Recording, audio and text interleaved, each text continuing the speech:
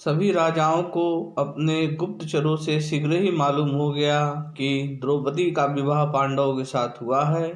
लक्ष्य भेद करने वाला और कोई नहीं, स्वयं वीरवर अर्जुन थे, उनका साथी जिसने शल्य को पटक दिया था और पेड़ उखाड़ कर बड़े बड़े राजाओं के छक्के छुड़ा दिए थे, भीमसेन था। इस समाचार से सभी को बड़ा आश्चर्य हुआ। उन्होंने पांडवों के बच जाने से प्रसन्नता प्रकट की और कौरवों के दुर्व्यवहार से खिन्न होकर उन्हें धिक्कारा। दुर्योधन को यह समाचार सुनकर बड़ा दुख हुआ। वह अपने साथी अश्वत्थामा, शकुनी, कर्ण आदि के साथ द्रुपद की राजधानी से हस्तिनापुर के लिए लौट पड़ा। दुशासन ने दुर्योधन से धीमे स्वर से कहा, भाई जी, अब मैं ऐसा समझ रहा हूँ कि भाग्य ही बलवान है, प्रयत्न से कुछ नहीं होता, तभी तो पांडव अब तक जी रहे हैं। उस समय सभी कौरव दीन और निराश हो रहे थे। उनके हस्तिनापुर पहुंचने पर वहां का सब समाचार सुनकर विदुर जी को बड़ी प्रसन्नता हुई। वे उसी समय धृतराष्ट्र के पास जाकर बोले, महाराज, धन्य है, धन्य है, कुरुवंशियों की अभिवृद्धि हो रही है। धृतराष्ट्र भी प्रसन्न होकर कहने लगे कि बड़े आनंद की बात है, बड़े आनंद की बात है।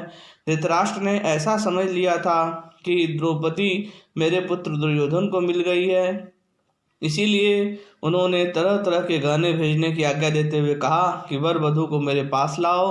विदुर ने बतलाया कि द्रौपदी का विवाह पांडवों के साथ हुआ और वे बड़े आनंद से द्रुपद की राजधानी में निवास कर रहे हैं। धृतराष्ट्र ने कहा, विदुर, पांडवों को तो मैं अपने पुत्रों से भी बढ़कर प्यार करता हूँ।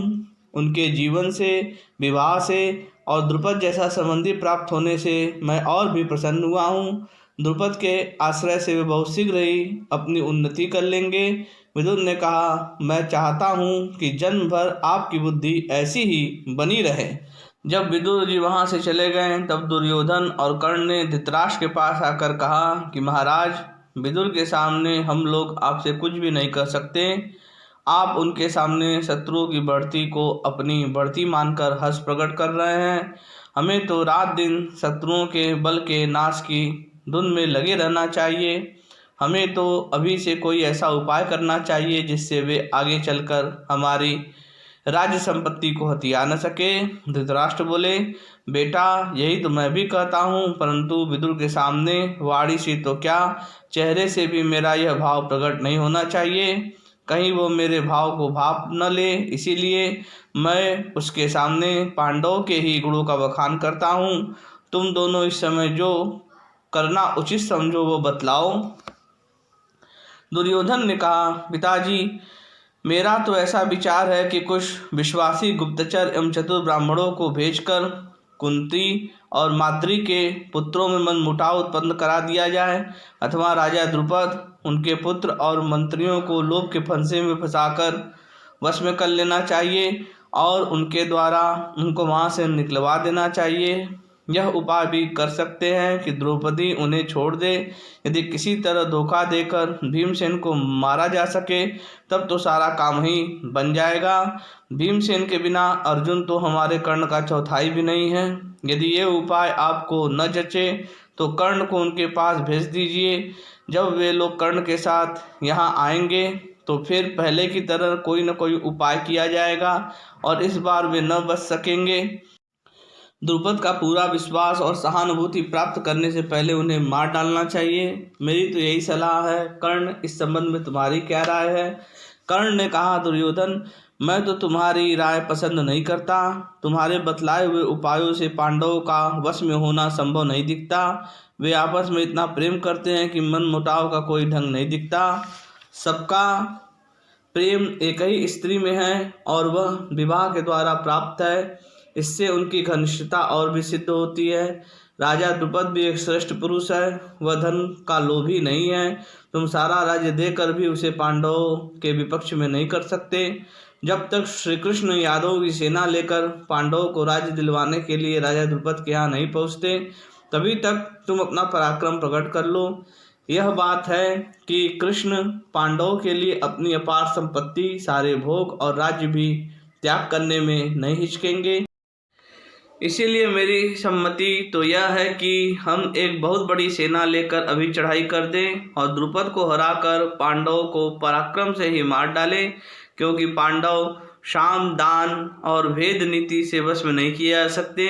उन वीरों को तो केवल वीरता से ही मार डालना चाहिए। धृतराष्ट्र ने कहा, बेटा कर्ण, तुम शास्त्र कुशल तो हो ही नहीं, नीति कुशल भी हो।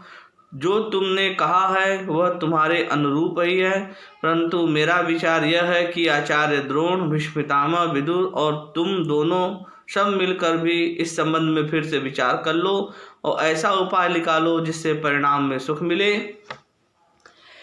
राजा धृतराष्ट्र ने भीष्म पितामह आदि को बुलवाया। सब लोग गुप्त स्थान में बैठकर विचार करने लगे। भीष्म पितामह ने कहा, मुझे पांडवों के साथ बैर विरोध करना पसंद नहीं है। मेरे लिए धृतराष्ट्र और पांडु तथा दोनों के लड़के एक से हैं। मैं सबसे एक सा प्यार करता हूँ। जैसे मेरा धर्म है पांडवों की रक्षा करना, वैसे ही तुम लोगों का भी है। मैं पांडवों से झगड़ा करने का समर्थन नहीं कर सकता।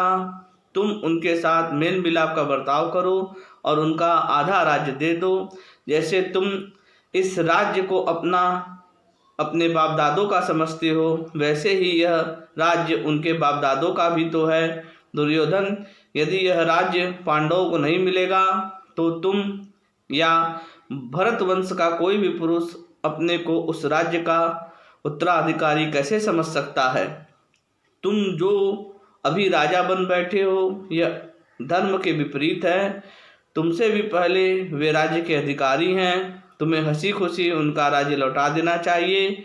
इसी से तुम्हारा और सब लोगों का भला है, अन्यथा नहीं। तुम अपने सिर पर कलंक का टीका क्यों लगा रहे हो?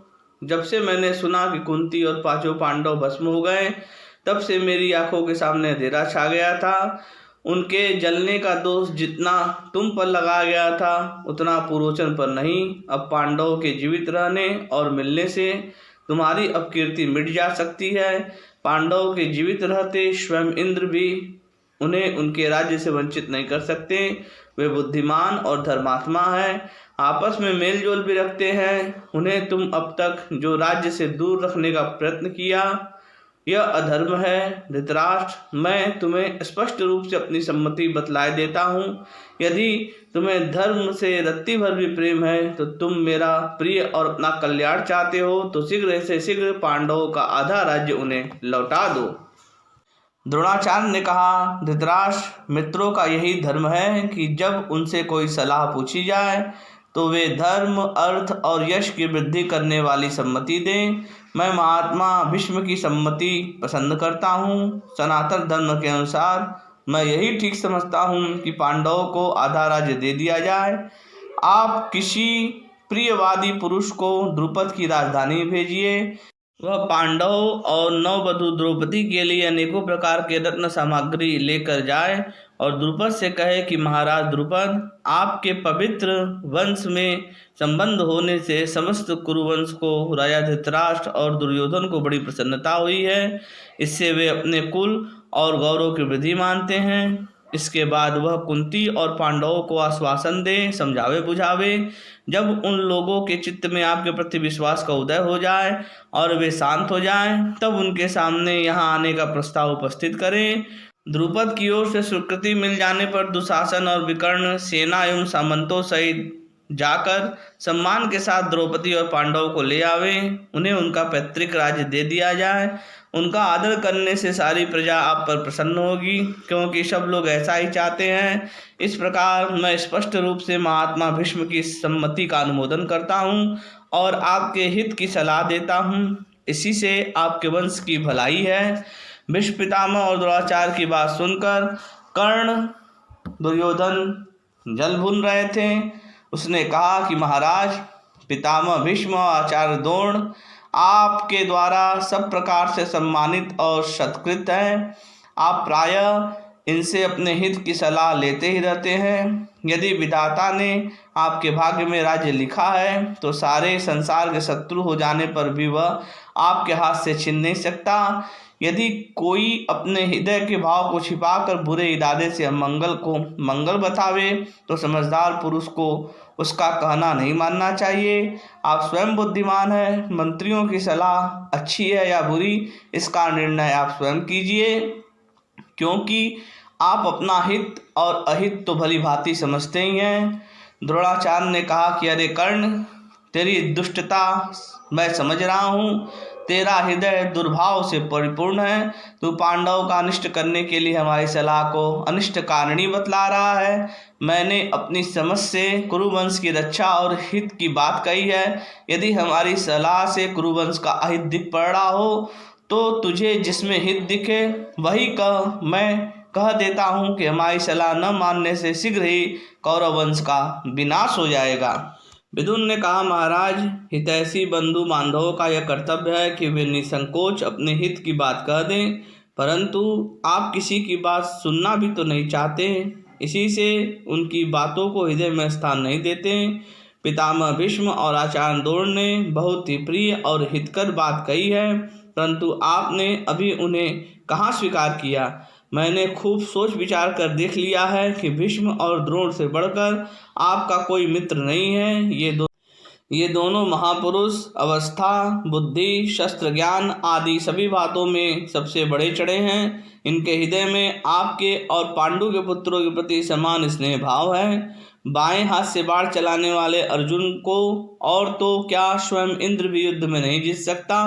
महाबाहु भीम, जिसकी भुजाओं में 10,000 हाथियों का बल है, उसको देवता लोग भी युद्ध में कैसे जीत सकेंगे। रणबांकुड़े नकुल सहदेव अथवा धैर्य, दया, क्षमा, सत्य और पराक्रम की मूर्तिमान विग्रह धर्मराज युधिष्ठिर को ही युद्ध के द्वारा किस प्रकार हराया जा सकता है। आपको समझ लेना चाहिए कि पांडवों के पक्ष में स्वयं श्री बलराम जी और सात्यकी हैं। भगवान श्री कृष्ण उनके सलाहकार हैं। बलवान एवं असंख्य यदुवंशी उनके लिए प्राणों की बाजी लगाने को तैयार है। यदि युद्ध हुआ तो पांडवों की विजय निश्चित है। यदि मान भी ले कि आपका पक्ष निर्बल नहीं है, फिर भी जो काम मेल जोल से निकल सकता है उससे झगड़ा बिझगड़ा करके संदेहास्पद बना देना कहाँ की बुद्धिमानी है। जब से प्रजा को यह बात मालूम हुई कि पांडव जीवित हैं, तब से सभी नागरिक उनके दर्शन के लिए उत्सुक हो रहे हैं। इस समय पांडवों के विरुद्ध कोई काम करने से राज्य विप्लव हो जाएगा। आप पहले अपनी प्रजा को प्रसन्न कीजिए। दुर्योधन, कर्ण, शकुनी आदि अधर्मी और दुष्ट हैं। इनकी समझ अभी कच्ची है, इनकी बात मत मानिए। मैंने आपको पहले ही सूचित कर दिया था कि दुर्योधन के अपराध से सारी प्रजा का सत्यानाश हो जाएगा। धृतराष्ट्र ने कहा, विदुर, भीष्म पितामह एवं आचार्य द्रोण बड़े ही बुद्धिमान एवं ऋषि तुल्य हैं। इनकी सलाह मेरे लिए हितकरी है। तुमने भी जो कुछ कहा मैं उसे स्वीकार करता हूँ। युधिष्ठिर आदि पांचों पांडव जैसे पांडु के पुत्र हैं वैसे मेरे भी हैं। मेरे पुत्रों की तरह ही उनका राज्य पर भी अधिकार है। तुम पांचाल देश में जाओ और राजा द्रुपद की अनुमति से कुंती, द्रौपदी तथा पांडवों को सत्कार पूर्वक यहाँ ले आओ। धृतराष्ट्र की आज्ञा से विदुर ने द्रुपद की राजधानी के लिए प्रस्थान किया। जय श्री कृष्ण।